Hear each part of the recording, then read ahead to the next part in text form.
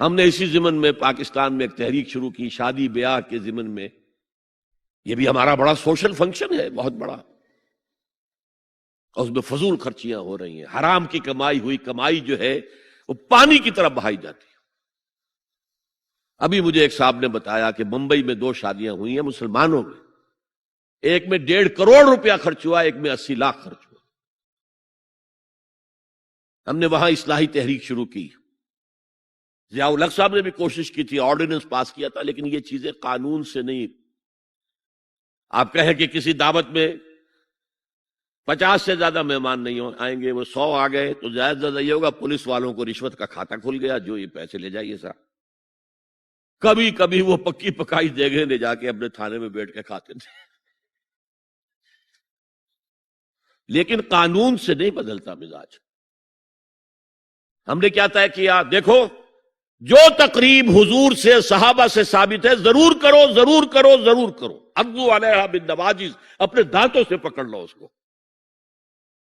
اور جو تقریب ثابت نہیں حضور سے اور صحابہ سے، یقیناً یہ کہیں باہر سے آئی. یا تو ہمارا خاندانی ہم پس منظر جو ہے، اکثر تو ہندوؤں سے مسلمان ہوئے، وہ سادات ہوں، صدیقی ہوں، فاروقی ہوں، عثمانی ہوں، وہی ہیں نا جو باہر سے آئے تھے. باقی تو اکثریت یہیں سے، وہ اپنا ہندوانہ پس منظر لے کر آئے. تو جس کا ثبوت صحابہ کے دور میں نہیں، وہ یقیناً باہر سے آئی ہوئی چیز ہے. اس پہ پھر سادگی نہیں، اس میں کمی نہیں، جڑ سے کاٹو اس کو. اس بنیاد پر ہم نے 5 فیصلے کیے، ذرا سن لیجئے آپ بھی، اگر آپ کوئی سوشل ورک کرنا چاہیں اس کو عام کریں.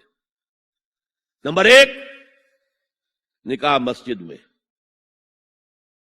حدیث موجود ہے، ترمذی شریف کی روایت، اعلنوا ھذا النکاح واجعلوہ فی المساجد.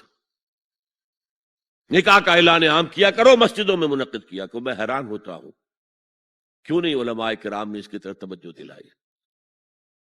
حدیث ہے. ہاں میں مانتا ہوں ان کا کہنا یہ ہے کہ یہ یہاں جو امر ہے کہ مسجد میں منعقد کرو، یہ امر وجوب کے لیے نہیں ہے، استحباب کے لیے. مستحب ہے یہ کہ مسجد میں. تو بھائی مستحب کیوں چھوڑ رہے ہو تم؟ وہ اس لیے چھوڑنا پڑتا ہے، مولوی بیچارے کی حیثیت ہے ہی نہیں معاشرے میں کہ وہ کہے جناب یہاں آئیے میرے پاس، میں نہیں آؤں گا آپ کے گھر نکاح پڑھانے کے لیے.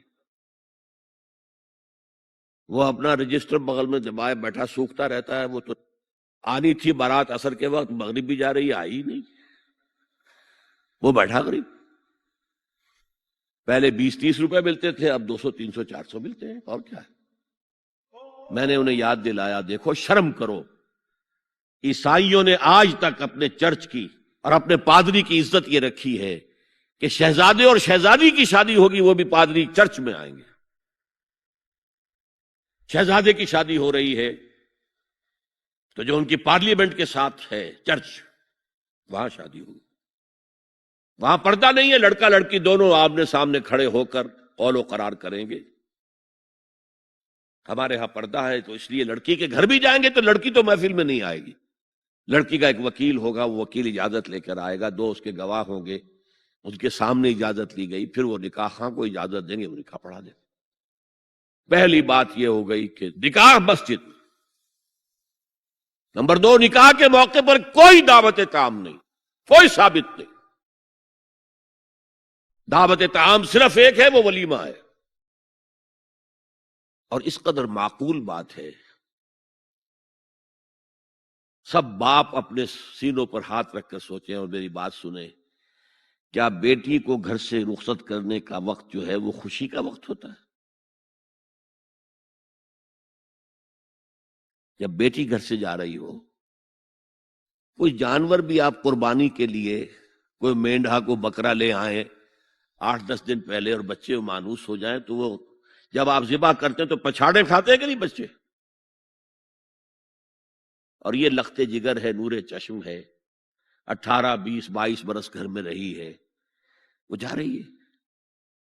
خوشی نہیں ہے وہاں، صرف یہ ہوتا ہے اے سائی آف ریلیف کہ ایک ذمہ داری کا بوجھ تھا، اللہ نے آج پورا کرا دیا، اتروا دیا بوجھ.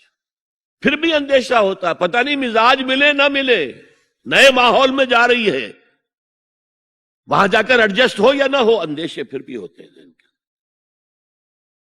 تو ان سے مرغ پلاؤ کھانا اور متنجن کھانا کوئی معقول بات نہیں ہے۔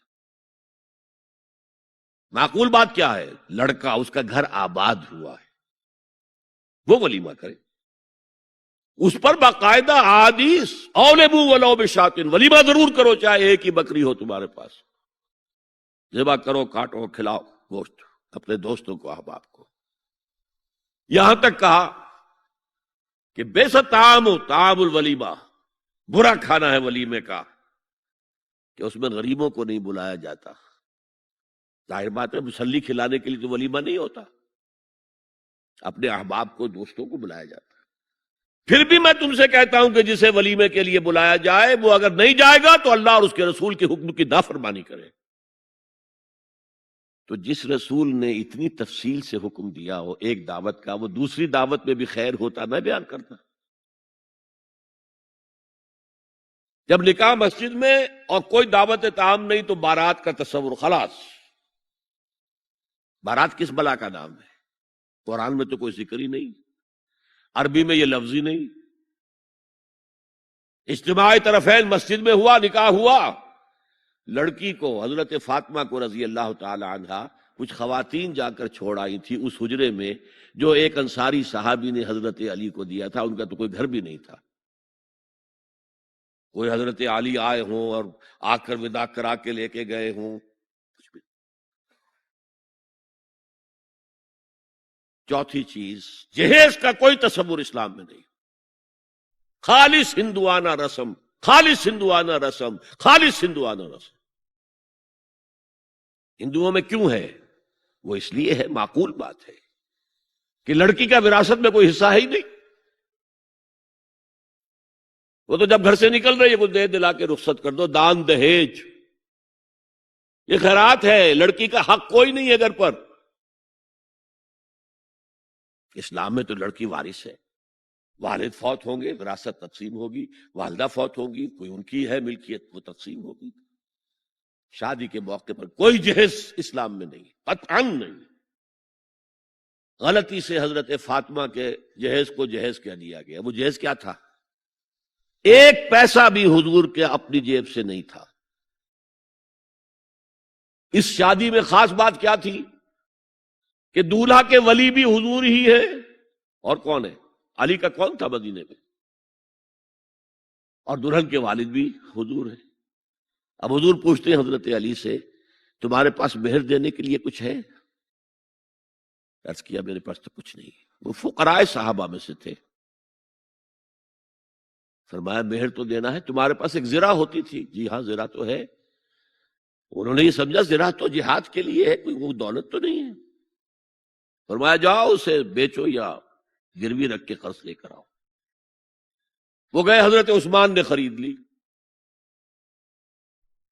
اور کچھ دنوں کے بعد واپس کر دی ہدیتاً، یہ زرہ میں ہدیہ آپ کو کر رہا ہوں۔ اس وقت اگر کہتے چھوڑو علی، کہاں تو لو میں پیسے دے دیتا ہوں تمہیں، تو ان کی طبیعت پر بار ہوتا۔ اس پیسے سے حضور نے کچھ پیسے گھر بھیجے اندر، دلہن کو ذرا تیار کر دو، اور کچھ پیسوں سے وہ ایک گدا جس میں کھجور کی کھال بھری ہوئی تھی، اور 2 تکیے جس میں کھجور کی کھال بھری ہوئی تھی، ایک مشکیزہ، کنویں سے پانی تو لانا ہی ہے نا، ایک چکی، جو ہو یا گیہوں ہو پیسنا تو ہے نا، کوئی 1-2 برتن اور، اللہ اللہ خیر صلی اللہ، یہ تھا جسے جہیز کہتے ہیں، جس میں ایک پیسہ بھی حضور کا شامل نہیں ہے۔ وہ حضرت فاطمہ کا مہر تھا جسے بنایا گیا، ورنہ مدینے ہی میں دوسری آپ کی صاحبزادی کا نکاح حضرت عثمان سے بھی ہوا، کہیں ذکر ہے جہیز کا؟ حضرت عثمان کا گھر بھرا ہوا، ہر چیزیں موجود، وہاں تو جہیز کا تذکرہ نہیں۔ بہرحال یہ شادی کو آسان کرو، زنا کو مشکل بناؤ۔ یہاں شادی کے لیے 9 من تیل ہوگا تو رادھا ناچے گی، ورنہ یہ کہ بڑی ہو رہی ہے، عمر ہو رہی ہے، سب کچھ ہو رہا ہے، لیکن کچھ تقاضے تو ہے نا، آخر کچھ تو کرنا ہوتا ہے نا، آخر کچھ نہ کچھ لوگوں کو تو کھانا کھلانا ہی ہوتا ہے نا، بارات تو آخر آئے گی ہی نا، کچھ نہ کچھ تو دینا ہی ہوگا، کچھ جوڑے کپڑے، کچھ یہ۔ اسلام کا فلسفہ جو میں نے 4-5 باتیں آپ کو بتاؤں، فلسفہ یہ ہے کہ لڑکی کے باپ پر ایک پیسے کا بوجھ نہیں. اس نے لڑکی پال پوس کے تمہارے حوالے کر دیا، اب اور کیا چاہتے ہو تم؟ سارا مرد آزماں، مرد آفرین، مرد کو چیلنج دیا ہے، تم مرد ہو، مہر تم دو گے. اور سب سے بڑھ کر کیا ہو رہا ہے آج کل بھی ہوتا ہے، وہ ہمارے کچھ کام ہوتے ہیں اسلامی، وہ بھی ہے، کچھ وہی ہندوانہ پس منظر. نکاح کی محفل میں چھوارے کون لے کے آتا ہے؟ جی لڑکے والے. اور پلاؤ کن سے کھاتے ہیں؟ بھائی جس کو تمہیں مرغ پلاؤ کھلا رہا ہے وہ چھوارے نہیں بانٹ سکتا تھا؟ یہ ہے اسلام اور غیر اسلام کا امتزاج.